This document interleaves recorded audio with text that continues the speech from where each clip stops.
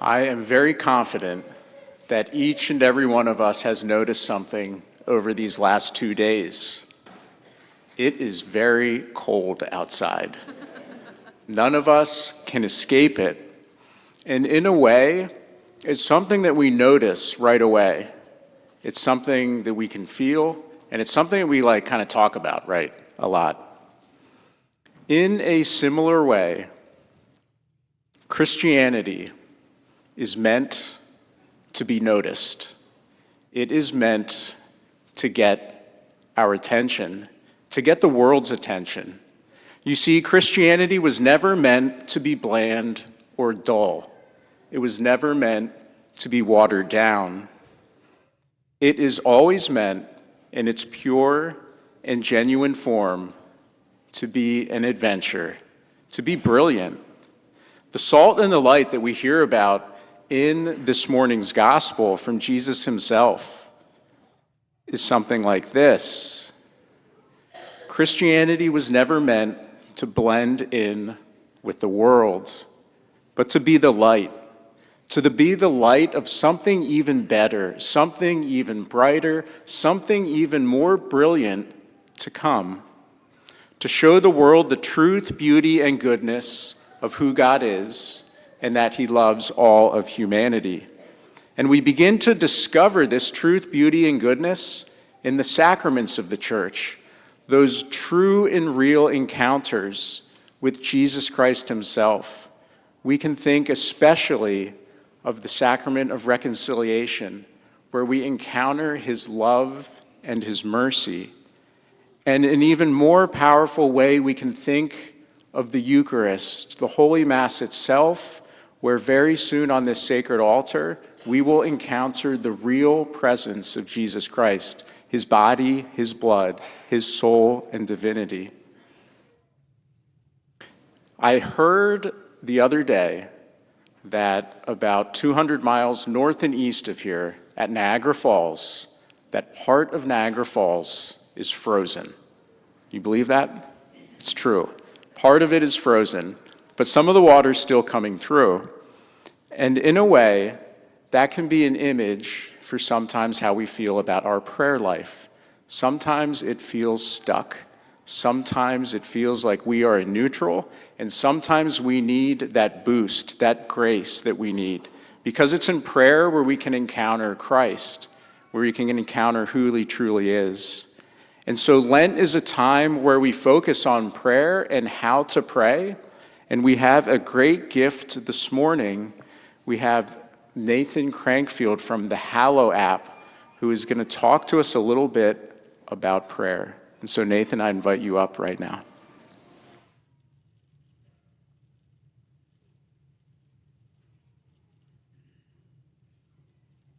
Thank you very much, Father. Good morning, everyone. It's great to see you. Great blessing to be here this weekend. This is my final Mass. I always think, Aaron, it's so crazy, when you do these, you get the little glimpse into the life of a priest of just I've heard these readings. I feel like I've got the readings memorized, by the end of the vigil and then 3 Masses this morning. So I have great news that my flight got delayed. I was going to be really cutting it close. Father, you know this. I had a 2:00 flight out of Philadelphia.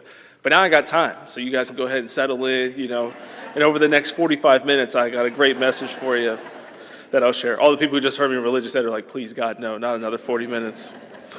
No, it'll be brief. But my main message to you today is to become a Catholic who really cares. And I'm going to talk about that, and I'm going to talk about how Hallow can help us with that and what it means and what it looks like to really care as a Catholic. And I want to tell you a little bit about myself. I feel like I have to because this is my home diocese. And so this is actually my first time I've ever come back to speak in my home diocese. I've gotten to speak all over the country, which has been a huge blessing in my life through my work at Hallow and personal speaking. But getting to share my testimony all over, I wanted to just tell you guys a little bit about the story because I think you'll appreciate certain parts of it. Some of you may already know a little bit about it, but I was born and raised in Harrisburg. I'm my father's 7th kid by 5 different women. And so he already had a lot of kids, a lot of different women, a lot of life he had lived by the time I came along. But when my mom got pregnant, they eloped in the Poconos. And so they went up to the Poconos and eloped, got married. And they tried to assemble, some semblance of a normal life for me as a kid. I was baptized as a Lutheran when I was 3 months old, and we went to church most of the time, but not very often. And then things changed when I was about 10 years old, and my parents really hit some financial struggles, really impacted their marriage in a negative way. And then their marriage kind of falling apart led to my dad being kind of in and out of my life over the next 3 or 4 years. And so going through middle school, he was, pretty absent, and sometimes living with my brother's family, sometimes another family, sometimes we just didn't know where he was. And it led to a lot of naturally instability in my life during this time that's already very difficult. I always say nobody remembers middle school as like this peak, right? Like the glory days of middle school when you feel kind of in this awkward stage of life. And so I'm going through these challenging years, but something I put together, some math I put together just yesterday when I was driving here. I had a visit to my grandparents yesterday afternoon, then drove here from Carlisle. And I also realized that when I was about 10 years old, that we got a new pastor at our school. And this pastor came into our school in our parish. And this pastor came in, and he was one of the first, especially men, I would say, in my life, that was a Catholic who really cared. And that care that he had, that love that he had for us, for the parish, for the students, really shone and really started to cultivate this culture of belonging, this culture of seeing that faith is important, that faith can change your life. And I was just so desperate and so much in need of something like that, of something that I could build my life upon, that could give me a sturdy foundation going forward. And so I really clung to that and was really moved by this pastor's energy, his love for the faith and love for us. And so 12-year-old year was kind of the peak difficulty of my childhood. And then when I was 13, I approached this pastor and I said, hey, can I become Catholic? I've been through all the things, all the sacramental prep, all the stuff that my peers have gone through. I'm like, almost none of them actually believe any of this or care. And I was like, and I do, and I'm not Catholic. And so he was like, yeah, absolutely. So Father Dan confirmed me in 8th grade at a school mass at St. Margaret Mary's in Harrisburg, Pennsylvania. I had a funny moment with somebody last night. They were like, I didn't realize you meant Father Dan. And I'm like, yeah, I thought we had a shared language there with Father Dan, but you're a pastor, Father Dan, just to be extra clear today. He changed my life, and he had a huge impact on me at that time. And it's moving, and I get emotional sometimes thinking about where would, my son, my daughter now, I have a 3-year-old and a 1-year-old at home, and where would their life be or their future trajectory be if I was just replicating the generations of fatherlessness or broken homes that I was on, track to duplicate in my life if I had not met a Catholic who cared, a Catholic who invited me to things, a Catholic priest and Father Dan who came to visit me and have lunch with me at Mount St. Mary's University when I was a student there. And so really impactful to have that experience. And now as we go into Lent, we get to evaluate that. Like, how much do we really care about our faith? We say that, we show up to Mass, obviously, we're here today. But is it possible, can I even say that I really care about my relationship with God if I'm not spending daily time in prayer? Or do I just care enough to go to Mass? I can give him an hour a week, but I don't care enough to give him time each day. And I think Lent is such a beautiful time for us, as Father pointed out, to reflect on that. And to reflect, is Christianity, is my faith noticeable to other people? And if it's not, it's probably because my prayer life is weak.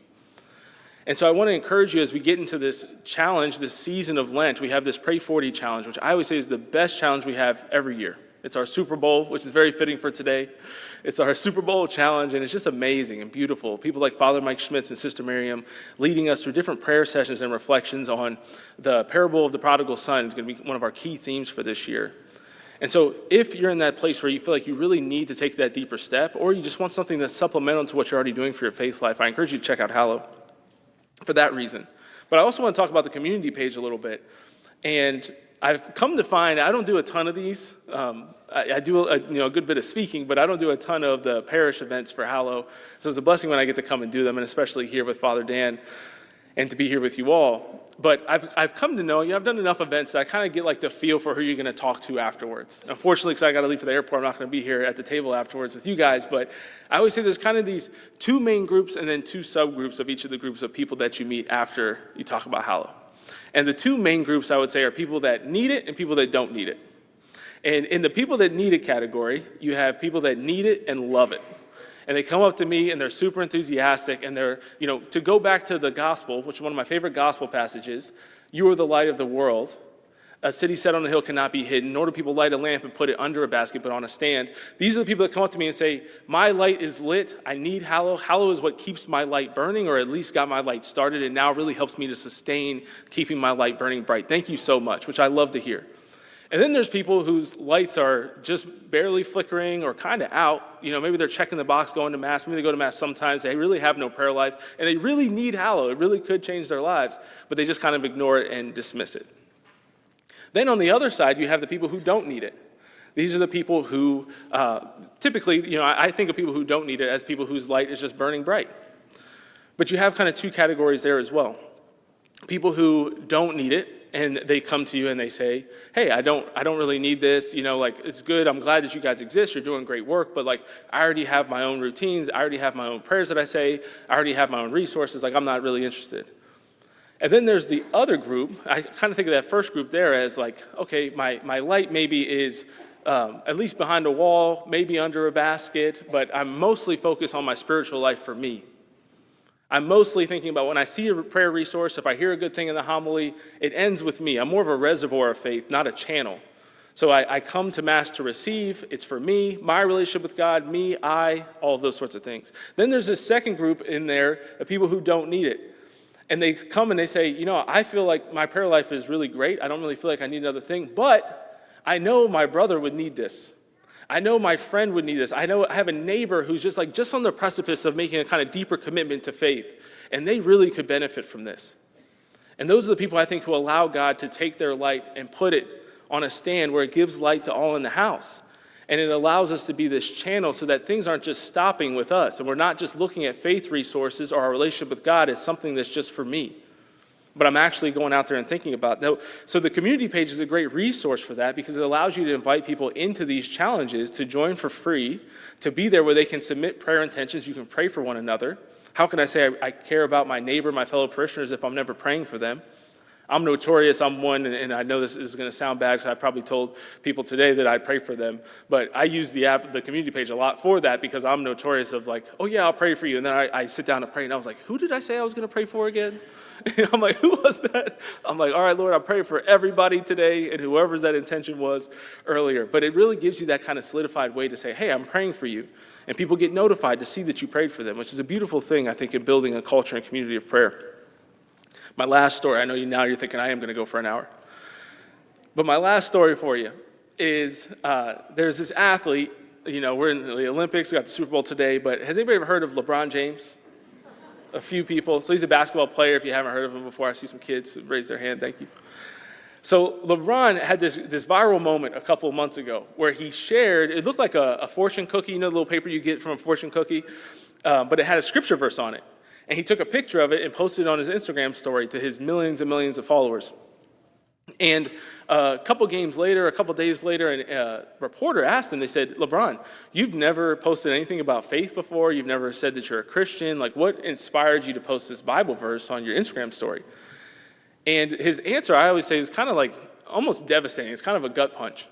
Because he said, well, just before that, this ball boy at the game had handed it to me. And he's like, and I read it and I thought it was really nice. And so I posted it, I decided to share it. And there's a couple things in there, but the first one I think is just how many thousands or millions of people do you think LeBron James has met? And how many of them do you think have ever invited him into a personal relationship with Jesus Christ? Have ever shared their faith with him? Have ever given him a Bible or something that would inspire him or help him along his faith journey? And this is what a lot of us do. We're around people like this all the time, that if we just did a little act, if we just invited them to join us for Pray 40, if we just invited them to Mass, there's so many people that you go to OCIA and you ask them, what got you here? It's oh, somebody invited me to Mass. And I was really moved by it. And we so rarely do it. And I'm guilty of this myself. But it's always a good reflection to think of how often do I really do that? And then to see so many of us who we get very shy sometimes. We don't want to make our houses too Catholic in case people come over and think we're weird, Jesus freaks. And we kind of get kind of shy and hide our faith a little bit. But here LeBron, who doesn't even really have faith, got this Bible verse. His immediate thought was, I need to share this. It's a beautiful thing. And I think it's important and challenging for us to think about that as we go into Lent and as we live our lives as Catholics. Are we really Catholics who care? Do we care about our relationship with God? Do we care about our neighbor, the fellow people we're seeing out there in the world, who we know are lost, who we know need the love of Jesus Christ. They need his mercy. They don't have what we have here in the Eucharist, in confession, in the consolation we get through a prayer life with Jesus. There's so many people who don't have that.